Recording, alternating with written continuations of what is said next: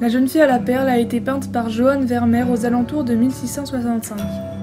Cette peinture de 44,5 cm sur 39 cm a été réalisée avec la technique bulle sur toile.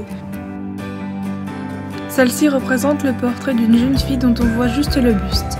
La jeune fille représentée est peut-être la fille aînée de Vermeer, portant une perle à l'oreille, ainsi qu'un turban sur la tête. Mais l'identité d'un modèle importe peu au commanditaire. Il s'agit seulement de représenter un personnage portant un vêtement exotique dans cette peinture.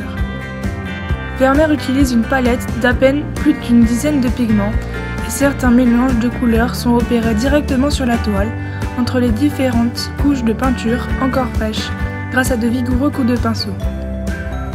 Le turban est jaune citron et bleu outre-mer et le fond est presque noir, ce qui donne l'impression d'une peau plus claire et de l'isolement du personnage.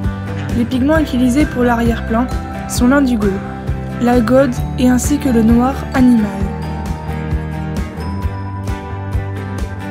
C'est certainement la lumière d'une fenêtre que reflète la perle qui se dépose sur le visage de la jeune fille, ou alors une autre lumière directe. Le tableau est construit suivant la diagonale allant de l'angle inférieur gauche à l'angle supérieur droit et passant par le visage du modèle. Si le centre géométrique exact de la toile est situé sur la pommette gauche de la jeune fille, le point d'équilibre visuel est bien plus matérialisé par la perle située à égale distance des deux zones claires du front et du bas du turban, jouant un rôle essentiel dans l'illusion de la profondeur. L'œil gauche dessine avec la perle une ligne de force et met en valeur le regard de la jeune fille qui s'adresse directement au spectateur.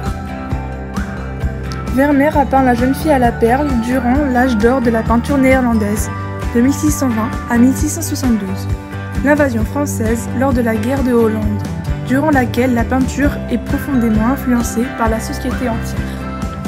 À cette époque, le marché de l'art dans les provinces unies est fortement développé dans cette république, constituant alors une puissance commerciale de premier plan en Europe et dans le monde. Les citoyens forment une société bourgeoise où l'art constitue non seulement un marqueur social, mais aussi un placement financier, au même titre que l'immobilier par exemple.